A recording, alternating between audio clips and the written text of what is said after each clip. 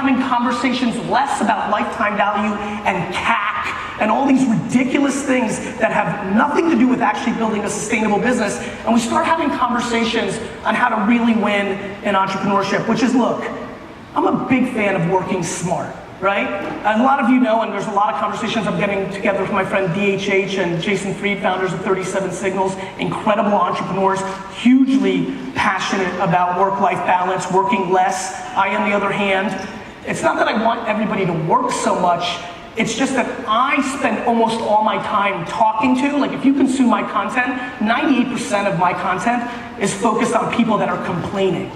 And so for me, if you're complaining that you hate your job, your business is not doing well, you know, I don't think it's impractical to debate work ethic. I feel like it's one of the most controllable things. You know, like we were all born with our talents, right? We all have them. But work ethic feels so much more controllable than so many other variables in what makes something successful. And it leads me to a point that I want to spend some time on here, which is the following. If you asked me why I think I've done okay and others that I admire have done so well, I would tell you they've done something pretty intriguing that, again, is my hope that maybe this hits somebody in the head today and they audit themselves, which is a stunning amount of the people that are winning in our game really just focus solely on their strengths. You know, we live in a society where we're sold and told to really fix our shortcomings. Yet, I have watched so many people succeed by going all in, pot committed on the things that come natural to them and what they love, and then surround and close the gaps on their insecurities or inabilities. We need to start having bigger conversations of it being okay to go all in on a core strength or a core passion. Obviously, you can't let the boat sink, but sometimes you just have to put a piece of gum on that circle, not rebuild the whole thing. And so one of the things that I'm very passionate about is betting on your strengths. For me, I like communicating with people. I like reverse engineering what's actually happening in culture at the moment in time that we're living in. There's a lot of things I'm not good at. I can't spell for shit, right? I'm not overly passionate about my short-term economics, which I think is a strength, but many view as a weakness. But I do think self-awareness is super, super important. And finally, I want to leave you with one other thing that has been really on my mind when it comes to entrepreneurship and the ones that are winning and the ones that are losing. And the word is gratitude. I am stunned by people's ability to complain about dumb shit. I wish every one of you, if I could wish any fictional thing on you right now, I wish that your great-great-great-grandparents would come up, be alive, look you dead in the face, and say, you're a fucking asshole. If you ever considered the macro things we complain about versus generations before, look, there's always tough stuff. Humans have tough stuff. We've always had tough stuff. But the fact, I mean, at the most micro level, because I'm actually going macro here, but at the most micro level of entrepreneurship, there was never a day and age where you were under 30, getting $4 million valuations and funding on your idea, respected in society so much because the technology shift, all of a sudden 50, 60, 70-year-olds respect your point of view, and yet we find things to complain about, even though this is the single, disproportionate, greatest era ever to be under 30 to build a business. And it's not even close.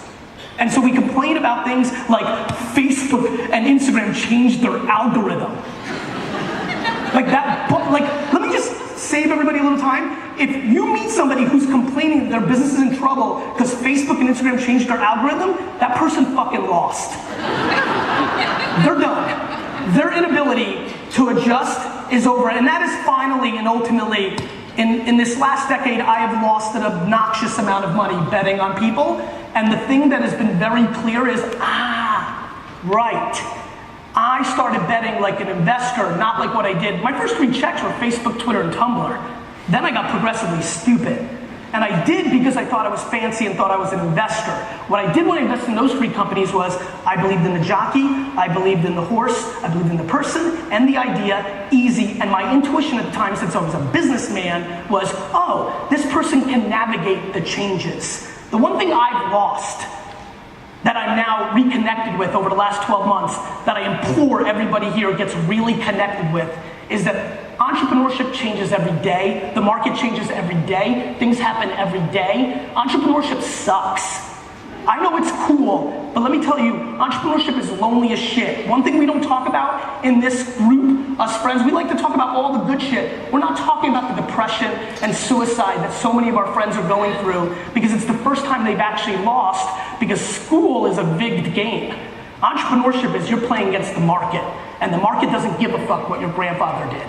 And so we need to really, really start understanding that the number one trait of a number one is the ability to get punched in the mouth, the face, the stomach, over and over and over and over again. You know when you travel and you have to say occupation? I now write firefighter because I do.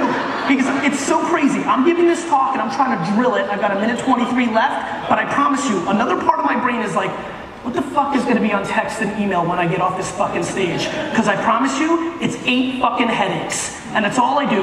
I eat shit for a living.